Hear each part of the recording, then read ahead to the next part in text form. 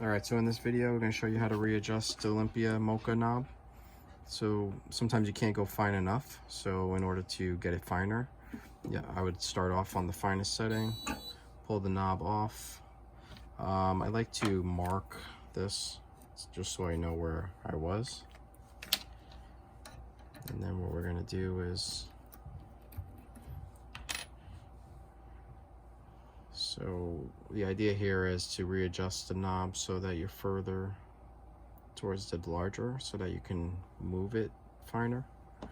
So we're going to pull this out, get the Allen key out first, and then rotate this to a coarser setting. Slide that back in. And now we'll put the knob back on. Now you're on a larger setting, so then you can go finer.